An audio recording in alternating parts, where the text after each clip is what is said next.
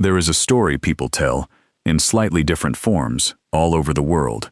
A wild deer walks calmly out of the tree line toward a startled hiker and lies down at their feet. A bird with a broken wing flutters onto a windowsill and waits. An old farm cat that vanished for days is found at last in the back of the barn, having crept home to die. A thin, failing fox curls up on a stranger's back porch, as though it had chosen the exact spot on purpose. A horse, at the end, sometimes walks to the gate nearest the farmhouse and stands there, waiting to be found. And underneath every one of these stories runs the same quiet, comforting idea, that when the end is near, animals come to us, that they seek us out, at the last, for help, for comfort, to not be alone. It is one of the most touching things we believe about the natural world. But is it true? When an animal is dying, does it come looking for a human? And if it does, out of everything in the wide world that it could possibly turn to, why on earth would it choose us? It is a belief with a powerful grip on us, and it is not hard to see why. Almost everyone has a version of the story, or has felt its quiet pull. The dog that drags itself into its owner's lap in its final hours. The stray that appears on a doorstep, sick and impossibly trusting. The wounded creature that, against every expectation, turns toward the one person nearby instead of bolting away from them. The injured bird that a child scoops up, which sits calm and unafraid in two cupped hands, as though it understood it was being rescued. These moments feel like a message. They feel like the animal is asking for something, choosing something, reaching at the end for the safety of a human hand. And we hold that idea close, because it tells us something we ache to believe is true. That we are not the thing to be feared, that we are, instead, a refuge. So let's ask the uncomfortable question first, the one the stories always skip over.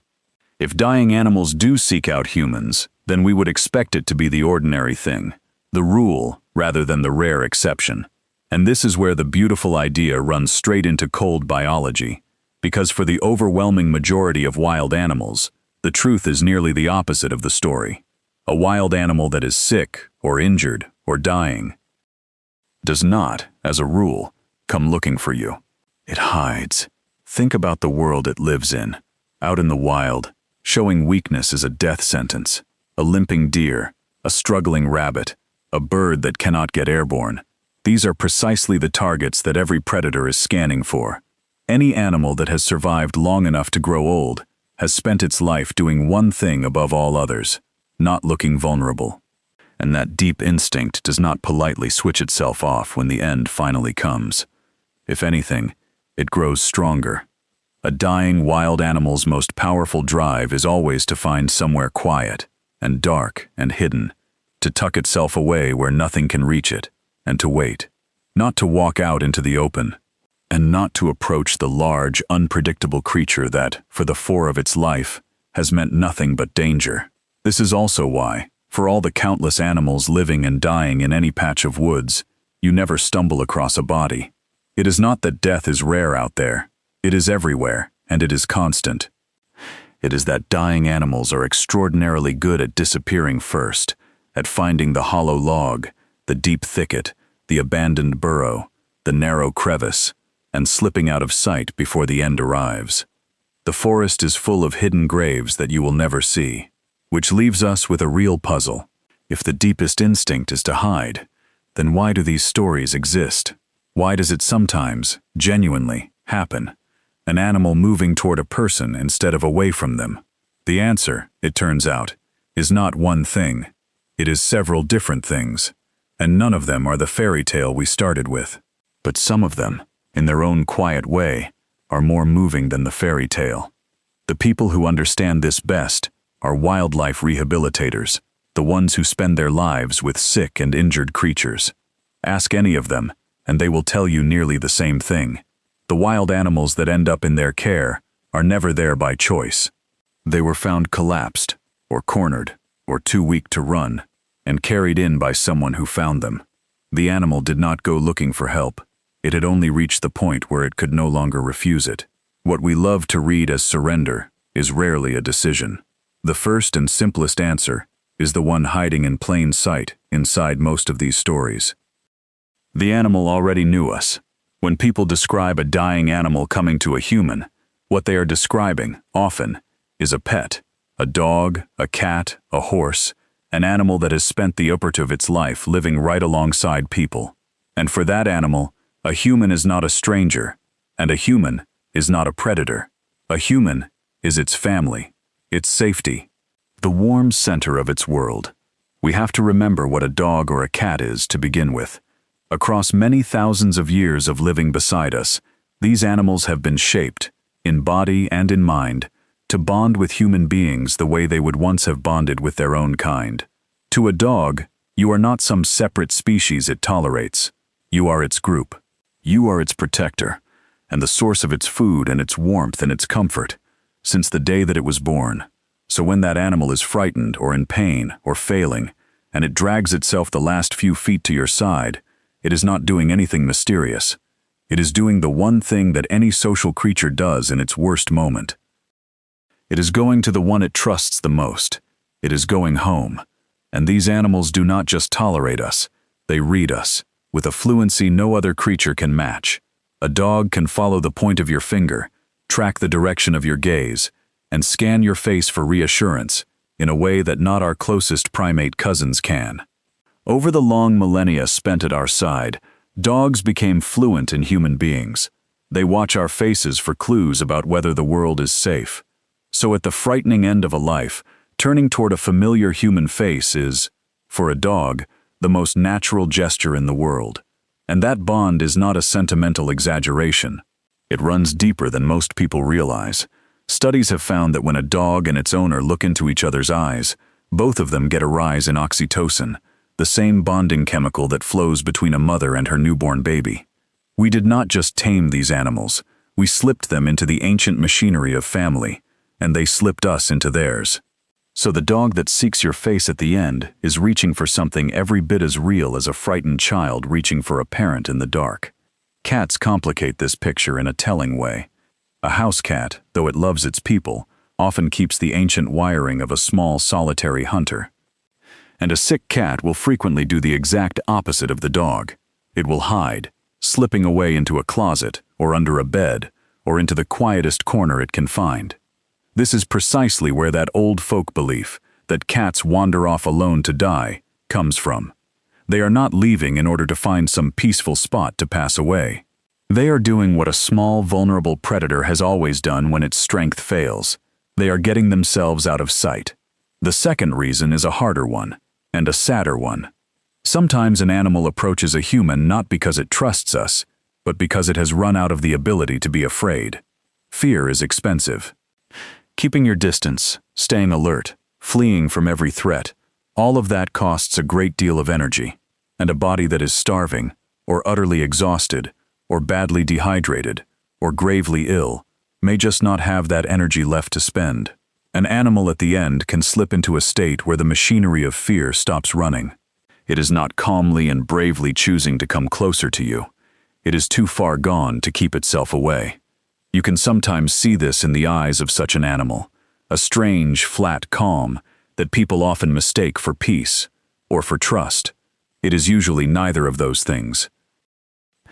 It is depletion. The creature has crossed some final threshold where fleeing is no longer a possibility, and what looks, from the outside, like a serene acceptance is just a body that has already spent its last reserves, with nothing left in it to run. And some illnesses go further still and attack that fear head-on. Diseases like rabies and distemper can invade an animal's brain and rewrite its behavior from the inside, stripping out the caution that would normally keep it hidden and away from us. An animal in that state may wander openly into yards and roads and doorways, moving toward the exact things it should be fleeing. It can look, heartbreakingly, like a creature that is seeking our help. It is much closer to a creature that has lost the map of what is safe and what is not, which is one good reason that a wild animal acting strangely tame should never, ever be approached or touched. The third reason has nothing to do with us, and everything to do with what we happen to have built. Remember what a dying animal is searching for: somewhere warm, somewhere quiet and enclosed and safe, somewhere hidden away. Now look at the human world through those failing eyes. The gap underneath a porch, the dark far corner of a shed, a warm and silent garage, a still and overgrown garden, the sheltered space beneath a parked car. To a failing animal, none of our structures read as signs of dangerous people. They read as perfect hiding places, dry and warm and out of the biting wind. So an animal creeps into the crawl space beneath your house to die, and later you find it there, and it feels for all the world as though it came to you. But it did not come to you. It came to the shelter. We were never once the destination. We were only ever the ones who happened to build the shelter, and the ones who happened, afterward, to find what was left inside it. There is a quiet cruelty in the biology of it as well. As a small body begins to fail, it loses its grip on its own warmth, and the cold starts to creep in early and hard. So a dying animal is often driven, above everything else, toward heat, pressing itself into anything that might hold warmth. A compost heap, an engine bay still warm from the drive, or a sun-baked step. We so easily read that frantic search for warmth as a search for us. It is a search for the last thing that still feels like being alive. And sometimes the truth is simpler than that. A dying animal's senses begin to fail. Its careful inner map, the one that tells it where the humans are and where they are not, dissolves along with everything else. It is not aiming for us. It is only wandering, lost, and the wandering just sometimes happens to end at our feet. And now we finally arrive at the quietest reason, the one that explains why every one of these stories feels so much more common than it is. Think about the two different kinds of death that an animal can have. In the first kind, a creature slips away as its biology always intended, hidden and silent, and deep inside some place that we will never think to look. Nobody sees it happen. Nobody ever tells the story. It just vanishes, quietly, from the world, without leaving a trace behind. And this, by an enormous margin, is what happens to the vast and uncountable majority of the animals that die. In the second kind of death, far rarer, an animal ends up somewhere near a person, and so it is seen. And it is remembered, and because the moment is so striking, and so tender, and so unlike what we would ever have expected, it gets told, and then retold, and passed carefully from one person to the next, and shared all around the world. We only ever hear about that second kind.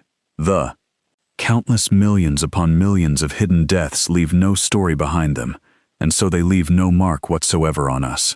The rare handful that happen to reach a human become the only ones we ever remember, and out of that tiny handful, we build ourselves a belief that dying animals come to people. It is not that the belief was made up out of nothing. It is that we are only ever shown the tiniest, most unrepresentative sliver of cases, the ones that happen to include us, and we mistake that thin little sliver for the picture, and we are pattern-finding creatures down to our core. We are helplessly built to notice the one hit and forget the 1,000 misses, to see a clear shape in the random noise and a hidden purpose in the plain coincidence. It is the same wiring that finds faces staring back at us in the clouds, and meaning in a lucky streak. So show us a small handful of animals that came to people. Hide from us the silent millions that did not, and our minds will do all the rest, stitching those few scattered dots into a warm and deliberate story that was never there to begin with. Now, it would be easy to take all of this and swing much too far in the other direction, to go cold about the thing, and decide that it is all nothing more than shelter-seeking, and broken fear, and comforting stories we tell ourselves, and that nothing real is happening inside the animal. But that would be its own kind of serious mistake, because animals are not simple little machines, and the science of the last few decades has made that clearer than it has ever been. The primatologist Franz de Waal spent a career arguing, and arguing convincingly, that we have badly and consistently underestimated the rich emotional lives of animals, that creatures far simpler than ourselves can feel fear and attachment and something that looks a great deal like grief. Elephants will investigate the bones of their dead. Dogs clearly mourn. A huge number of animals form deep and lasting bonds, and a bonded animal may well seek out comfort and closeness when it is suffering, in ways that we are honestly only just beginning to understand. So when a dying dog presses itself hard against the person that it loves, we do not have to pretend that this is nothing. it may be one of the most real things in the world. The honest position here is not cold dismissal, and it is not the fairy tale either. It sits somewhere in the difficult middle, which is where most true things tend to live. And every so often, there is a case that resists every neat little box we have built here. An animal with no prior bond to anyone, showing no clear sign of illness, that still crossed a real distance toward one specific person, and then stayed. These accounts are rare, and they are often hard to verify, and it would be dishonest to pretend that we can fully explain away every one of them. The truth is that there remains much about the inner lives of animals that we still do not understand, and probably much we never will. But here, I think, is the most interesting question in all of this. And notice that it is not a question about the animals. It is a question about us.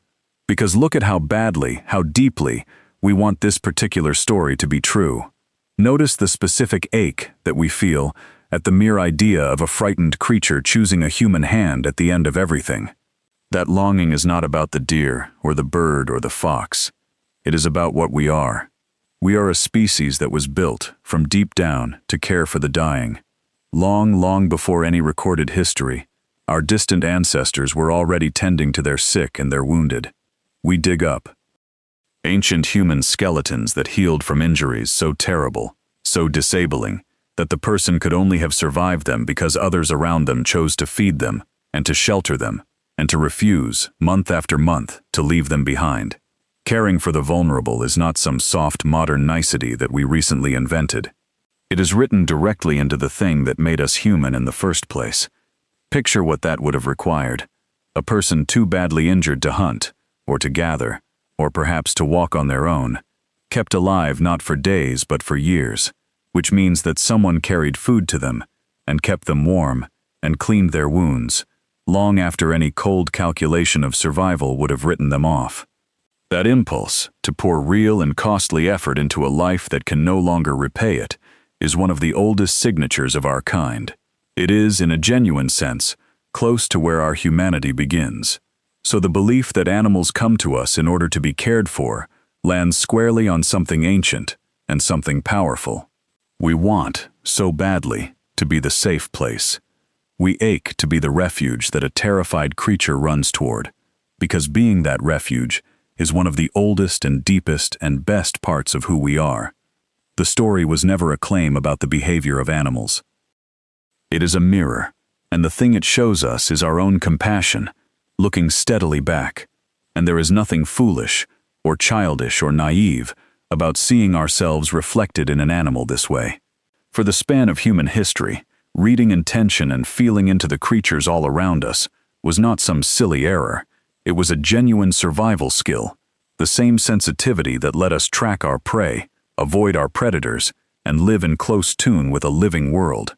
The instinct to grant an animal a real inner life is not a flaw in our thinking. It is a form of kinship, and it is usually far kinder and often truer than the cold alternative to it. And there is one last turn of that mirror, gentler than all the rest. Look one more time at what a dying animal wants, at the small handful of things it still reaches for when everything else has fallen away. Warmth, quiet, a safe, enclosed, hidden place, and, if it has anyone in the world, the nearby presence of the ones it trusts. Now ask yourself, as honestly as you can, is that so different from you? When you are sick, you do not want the bright, and the loud, and the wide open. You want your own bed, and your own quiet room, and the door shut against the rest of the world. When you are frightened or in real pain, you want the people who are your safety close beside you, not strangers and not crowds, but the small few who feel like home. The dying animal, searching for a warm and hidden corner and a trusted face, is not doing something strange and distant and other. It is doing the same thing that you yourself would do, the same thing that you have already done. There is a quiet echo of this same thing, running through the smallest moments of a human life. The feverish child, who wants only their own bed, and a familiar hand resting on their forehead. The grown adult who, gravely ill, asks near the end to be taken home, not because home can cure anything, but because home is the place where safety has always lived. From the beginning to the end, We spend our lives reaching for the warm and the known whenever we are at our most afraid. It may be the most natural instinct that we have, because underneath all of the fur and all of the feathers, the instinct is identical, and it is simple. When the world suddenly turns frightening, every social creature that is alive reaches instinctively for the same two things: somewhere safe and someone known. You are not exempt from that ancient rule. You are its clearest example. So the next time that you hear one of those stories, the deer at the hiker's feet, the old cat that came home to the barn, the thin fox on the back porch, you will know the fuller and stranger and far truer version of it. You will know that most creatures, at the end, slip away hidden as they lived.